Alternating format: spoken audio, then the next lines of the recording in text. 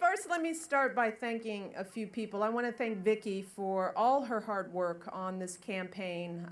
She's a Illinois girl and has been, before she came to school here, she was a supporter of Barack back when he was running to the U.S. Senate, and she said she wanted to work to make him her president, and she has been working here in Wisconsin, and we are so proud to have her support. Another round of applause for Vicki. I also have a special friend hanging out with me. You may have heard of her before. She happens to be your First Lady, Jessica Doyle. Jessica is hanging out with me because my husband is hanging out with her husband today in Green Bay. But I think we have the better deal here, you and me. Thank you, Vicki. Vicki and the governor have been tremendous supporters. We are honored to have them working with us and thankful that she's here with me today. I also want to recognize Biddy Martin, who's the chancellor here at the University of Madison, Wisconsin and Madison. And also Peter Farrell, who's the provost here. I got to meet them earlier. Our good mayor here is here. Mayor Chislevich, I want to thank him as well.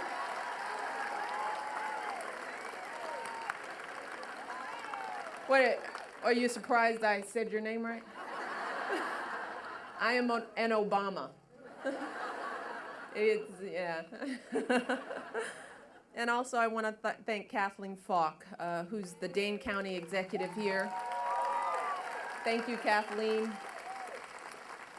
And last but not least, Congresswoman Tammy Baldwin, who you heard from. So this is an incredible crowd. You know, we drove past here and I said, well, what's going on over there? My staff said, it's for you. I'm like, really? Thank you so much for coming out.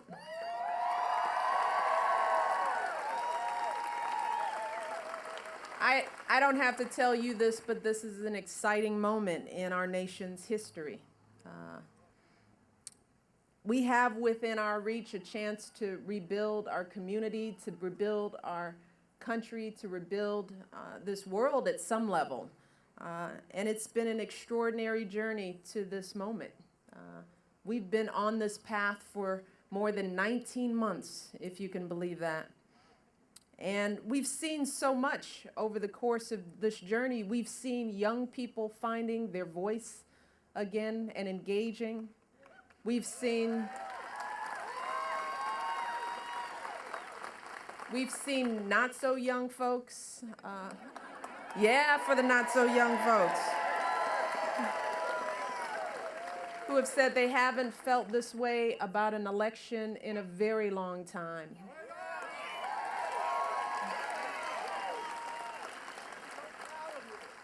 People from all walks of life who have been sacrificing so much of themselves, knocking on doors, walking out in the cold. And I know in Wisconsin around that primary it was cold. That's the last time I was here, it was freezing. Making phone calls, holding up signs. So many people as I go along a rope line who will grab me by the arm and say, Michelle, I've never felt this way about a political candidate before. And this is my first time being engaged in this way, and I want to be a part of this. And while I'd like to give all the credit for this to Barack, because I love him and I think he's wonderful,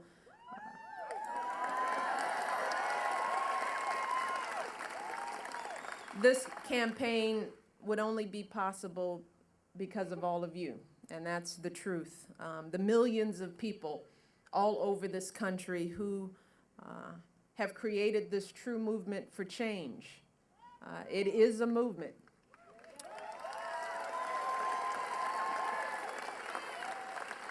And each of us has come to this movement through our own paths.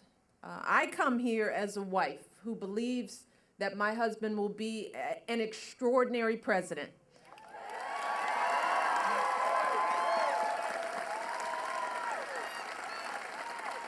But I also come here as a mom. As all of you know, our girls are the center of our lives. They are the first thing we think about when we wake up in the morning and the last thing we think about before we go to bed at night. And those girls and all of our children are my stake and all of our stake in this election.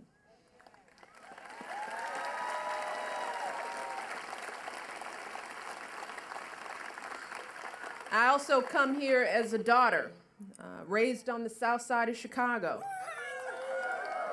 South side, as many of you know, my father was a blue-collar city worker, and my mother stayed at home to take care of me and my brother. My dad was diagnosed with multiple sclerosis in his early 30s. But even as it got harder for him to get up and go to work each day and dress himself in the morning, I tell the story that my father never complained, not once. He just woke up a little earlier, worked a little harder, and thanks to my parents, their faith and their hard work, my brother and I got to go to college. We were very blessed. So when I think about my path here, what is clear to me that the issues that are at stake in this election, how we're going to address this economic crisis and help working families, how we're going to fix our healthcare system, how we're going to make sure that our kids can get the kind of education and go to college, those issues aren't just political issues. They're personal. And I know for so many of you, they're personal as well. You are all feeling it every day. You feel it when you go to buy groceries or put gas in your tank. You know, you feel it when you're wondering if you'll ever finish paying off your student loans. You feel it when you think about going to get that mammogram or that checkup, but avoid going because you can't afford the copay. You think about it and feel it when you tuck your kids in at night and you wonder and worry about what kind of world we're going to leave behind for them. So now the folks in Washington have been talking about these issues for a long time. And over the past 8 years, it's hard to see what's really changed, isn't it? And I start thinking it's time for solutions because the old ways just won't do. But you know what? We all know that. And the question that we have to ask ourselves is, shouldn't we have policies that reflect our reality and our values? Shouldn't we have leaders who get it? Well, let me tell you something. I am here because I know in my heart Barack gets it.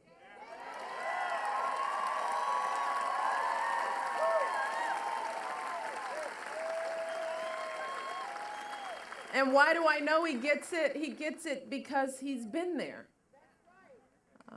Barack was raised, as many of you know, by a single mom who he saw struggle to finish her education and take care of he and his sister, sometimes relying on food stamps to get by. He also saw her struggle during a time when she was dying of ovarian cancer. She died at the age of 53, but at a time that she should have been getting well, fighting her disease. She was worrying about the insurance companies who had decided that cancer was a pre-existing condition and they might not pay for it. So Barack knows what it feels like to be battling a broken healthcare system. And don't we want a president who has that perspective?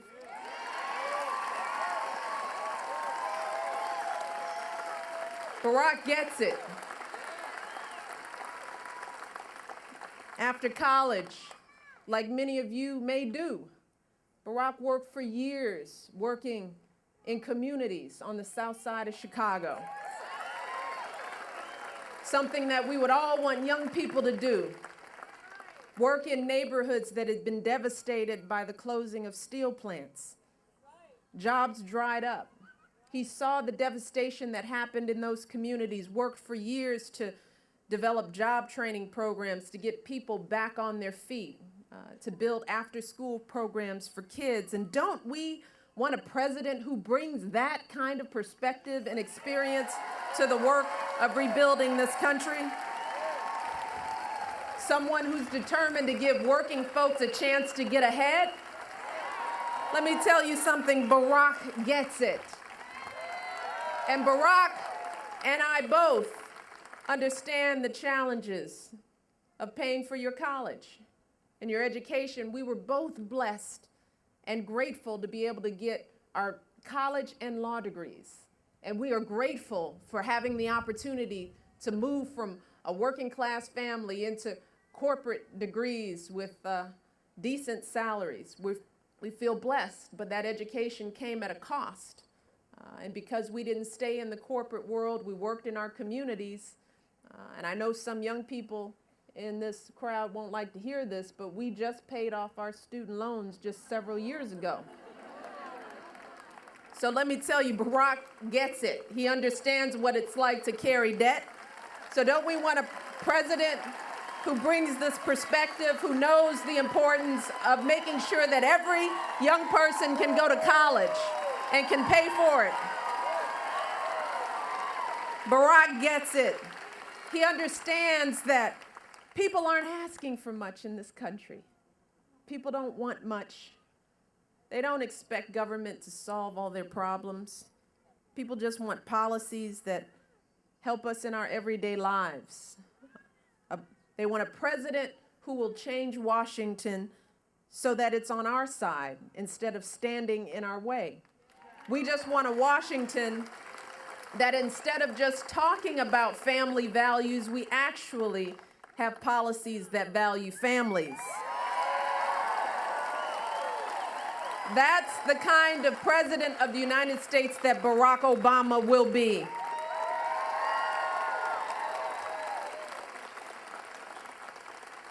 And in less than 50 days, believe it or not, when I hear that, sometimes I go, yay. Sometimes I go, that it?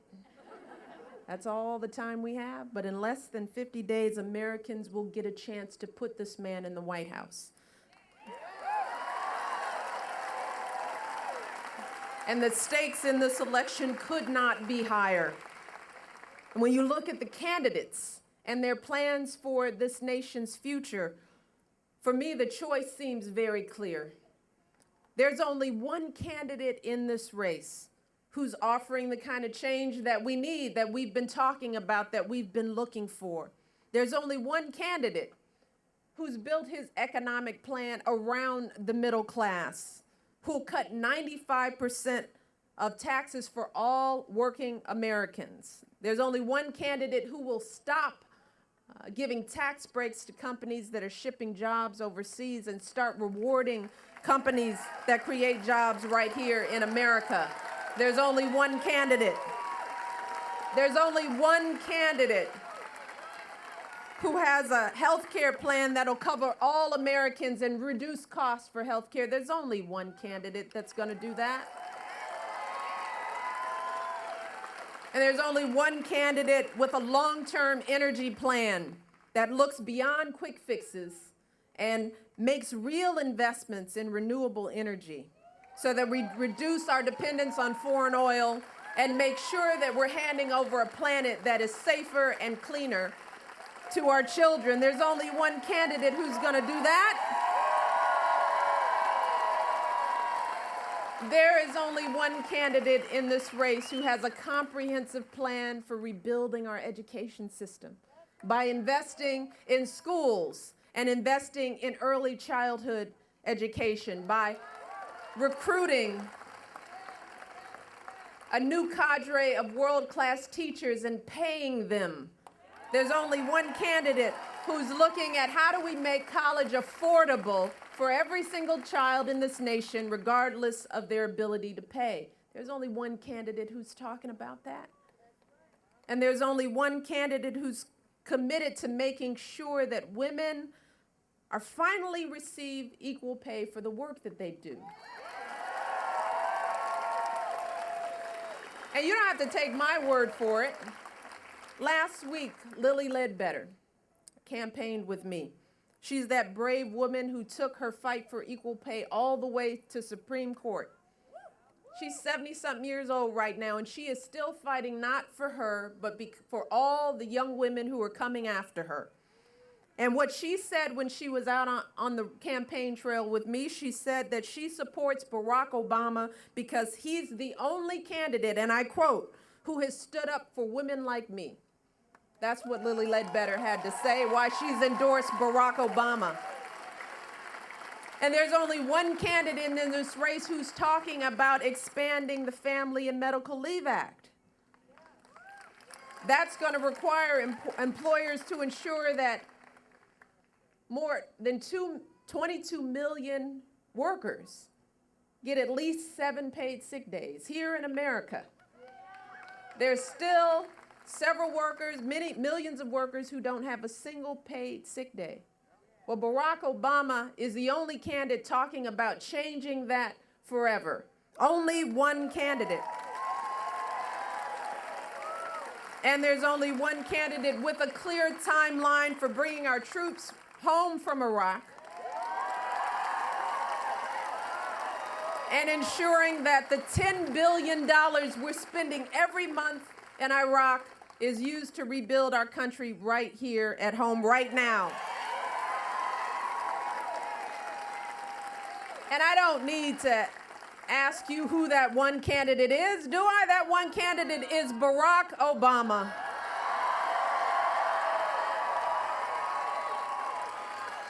It is so clear to me that his leaderships and policies are the change that we need in the White House right now. But you know what we have to do? The first thing we have to do is get him there. We have to send him to the White House. That is our job. And it's not going to be easy. It was never going to be easy, ever. And with only 50 some odd days or less left, that means that every day, every minute counts. He's up against a tough opponent with a lot of resources, and we don't have time to waste. And that's where all of you come in. Once again, we're counting on you. That's where you come in.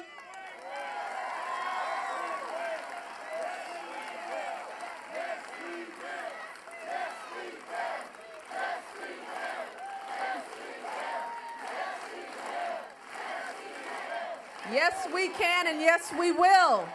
That's where you come in. All of you. Continuing to stand united for the kind of change that we know that we need. And this week here in Wisconsin, our campaign, we're celebrating a Women's Week of Action. And while we love the fellas, and there are many handsome faces in the audience, for just a moment, I'm going to talk to the women because, see, the truth is, ladies, women get it done.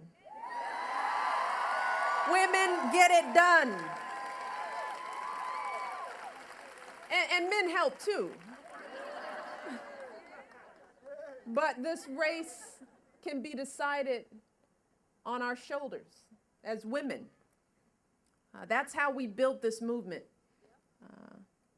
A lot of it coming from individual conversations, people talking to people, people sharing their reasons for supporting Barack, helping their friends and neighbors and colleagues and coworkers understand what's at stake and why this individual candidate is the kind of person that we need in the White House. That's the same kind of energy that we need right here and right now.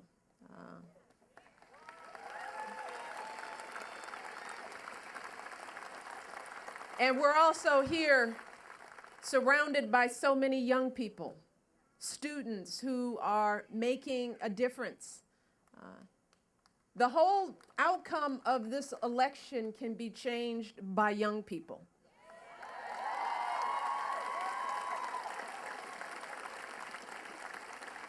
Because for so long, your voices have been discounted, sometimes ignored, not cultivated, because some would say you don't vote. You get excited, you come to a rally, but you're not going to really vote. You're not going to wake up. You're not. No one's counting on you to wake up on election day. They think you're going to sleep through the whole day. And surprisingly, Barack Obama, some other guy is in there. But we've never believed that for one moment. We haven't seen that at all on the campaign trail. Young people have been the backbone of this movement.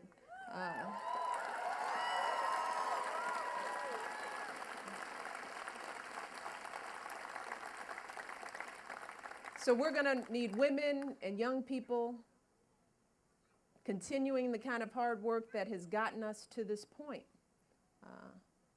And the first thing we have to do is get people registered. That is the first step to change. It's simple, making sure that people are registered to vote. And here in Wisconsin, the deadline for voter registration, as you've heard, is October the 15th. That's less than a month away. And you can register at the polls here in Wisconsin. It's true. Way to go.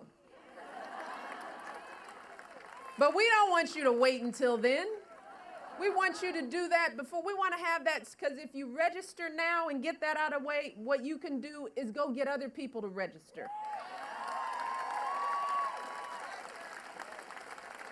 That's what we need. That's the kind of it. It's not enough for you to be ready, willing, and able. This movement requires you to get 10, 20 more people like yourselves who aren't at this rally, who aren't excited, who aren't focused on this election. We need you to go get them, take them by the hand, get them registered, and then go back and make sure that they vote in November. That's what we need you to do.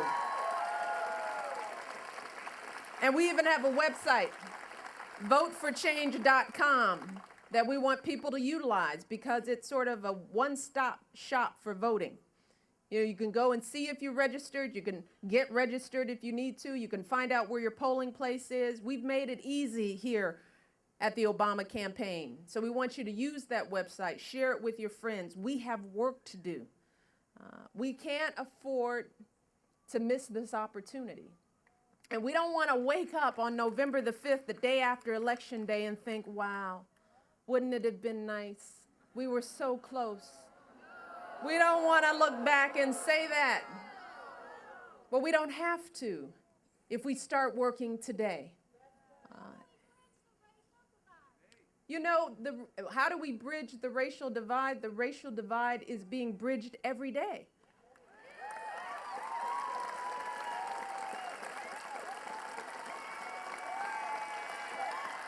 And what we need you to do is focus people on the issues.